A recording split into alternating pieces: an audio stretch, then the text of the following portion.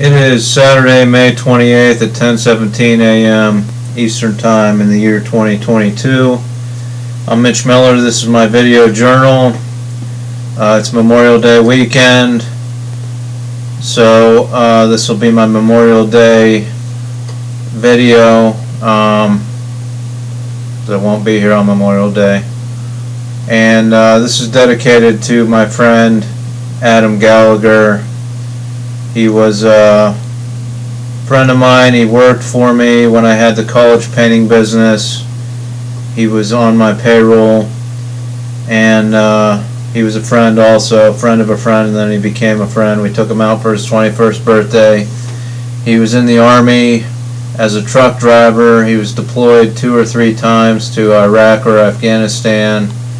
He was in an IED explosion which injured his leg, but not a serious disabling injury. I think he was redeployed after that injury. And he died at age 31 of colon cancer. At age 29 or 30, he found some blood on his stool, went and got checked out, and he had stage 4 colon cancer. It spread to a bunch of organs in his body. He had a surgery that bought him a few months, where they cut his whole chest open, cut everything out of all of his organs, bought him 2 or 3 months. He was at a party months before he passed away here at my house and showed me all of his scars. So that's who I like to remember on Memorial Day, but this is for all of the fallen military personnel around the world and in the United States. Happy Memorial Day. In honor of Adam Gallagher, that's why I developed my Cause Pause program, where we use our pets' food to test commonly found chemicals in our domestic food supply to see if it leads to cancer. And you may say that's cruelty to animals to spray a chemical that's approved by the FDA on our animals' food every day, but it's not. I mean, these chemicals are approved for human consumption by the FDA, so you're not really experimenting on animals unless the FDA is experimenting on people. But my theory is that Adam ate a lot of military rations when he was in the military, and that led to his colon cancer. Now, it's hard to prove because most people that join the military come from poor working class families that ate a lot of canned food out of cans, food out of boxes, Hamburger Helper, things like that with these chemicals in them. Some people say that the lining in cans, or that used to be in cans, leads to cancer. And again, we're not really testing thoroughly any of this stuff. So you have a huge core of the military that ate this food growing up for the first 18 years of their lives, and then they continue to eat it in the military. So how do you prove that it was the military food and not what they grew up with that led to the cancer? That's why in my book, in my novel Femme Party, I suggest that all elected officials during the 20-year war, when we're considered at war, we should eat the MREs, the meals ready to eat, military rations for lunch Monday through Fridays. Instead of taking lunches with lobbyists and eating steak and lobster dinners, the least that the elected officials could do is eat the same thing the military is eating while we're at war. I actually think it should be a mandate or a law, and if I was President of the United States, I would mandate that all elected officials have to do that. We're not at war right now, and I don't plan on taking us into war as a President of the United States. I would avoid that at all costs, but it's something that should be in place. And, you know, the rationale is if thousands of low-level military personnel get colon cancer or some kind of cancer from eating the food. It's hard to prove, again, because of what they ate growing up, and nobody cares. But if a bunch of politicians die at an early age that were eating military rations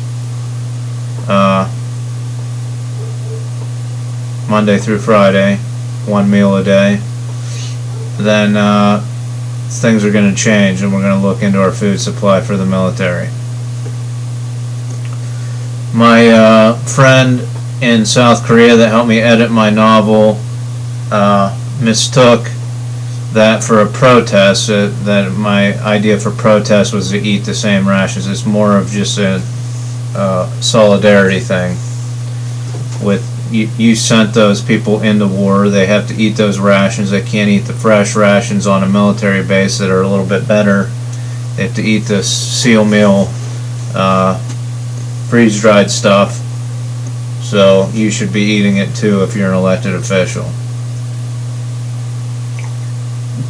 And frankly, we should mandate it in peacetime, and I will bring that issue up if I'm president. I personally will eat the rations during my campaign and bring this cause to fruition. Once I start getting campaign donations officially for my campaign, I will use it to start the Periscope platform, but also to buy bulk MREs and make them available for my lunch Monday through Friday, or some meal Monday through Friday. I'm on intermittent fasting right now, so I will eat them in some regard and make them available to my staff. So even if it's a few bites for a snack every day, at least I'm ingesting the same things and in solidarity with the military.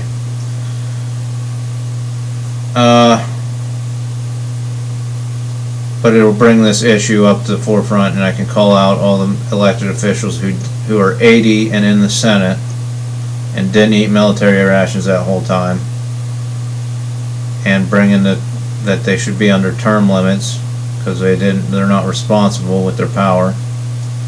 Anyhow, that's going on. Happy Memorial Day. That's in honor, trying to solve problems like with my friend Adam. And I said yesterday that I'm looking for employment abroad, either as a contractor or for a foreign government. I suggested that the Obama administration might be able to get me a job in Kenya, in the Kenyan government. I have a plan to use the Kenyan government to inspect all autonomous and semi-autonomous vehicles to see how hackable they are. I believe this is a national security threat and that we need to investigate it. And if the United States isn't going to do it because of lobbyists and money, maybe the Kenyan government do it. So if the Kenyan government will have me, I'd be honored to serve at their pleasure investigating this issue. Again, I don't think it'll nullify my bid for the President of the United States. I can say I pointed out these national security issues. The federal government didn't act, so I went to a government that would act because I thought they were serious. I did not renounce my citizenship. I did not give up my citizenship.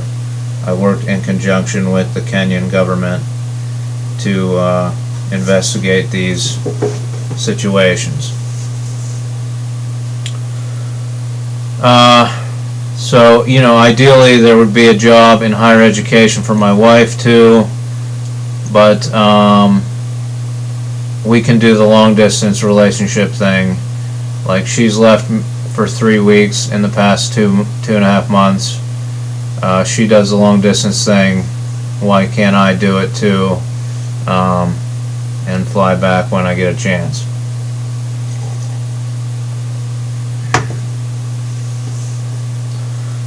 So that's where I'm at with that. Again, maybe an EU government, but because of my criminal and mental health background, their governments are probably like the United States governments, where they say we can't. There's all kinds of barriers to hiring someone like that. Not to say that Africa's standards are lower, they just might be more willing to work with my situation, especially because we could launch at the same time all of my technology ideas from Kenya and across the African continent, so that we have governments that make sense, that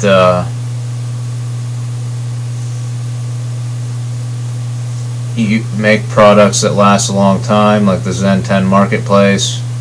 If we launch that at the same time that China is making all kinds of inroads into Africa, it makes sense. They're right there near the African continent. Be a natural trading partner. We can start to push these products up and pass legislation through Africa to reduce landfill, standardize container sizes, things like that, and make companies responsible for recycling the products that they make, which is something that I would do as President of the United States as well, and I have plans for that. So, but yeah, I'm going to launch the traffic magnet business. I'm going to launch a GoFundMe for that.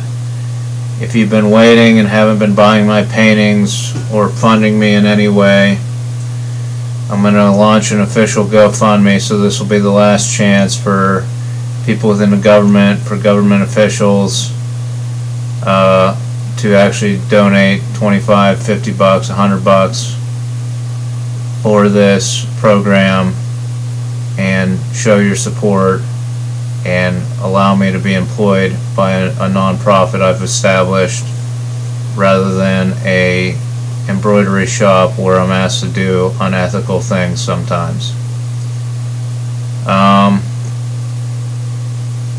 So that's all I have for today. Thanks for watching. Join me next time, sometime next week, when my wife's at Pilates. Happy Memorial Day. Enjoy the nice weather, and thank you everyone in the military for serving. And again, let's work on a militaries around the world work on eliminating deadly wars through non-lethal pistol dueling and wrestling matches. And let's ultimately push for peace overall, where we don't have to settle any disputes in that way. But until then, until we can find common ground and peace among everyone, until all the grudges are gone, let's resolve our issues with pistol duels and wrestling matches. Thanks for watching. Take care.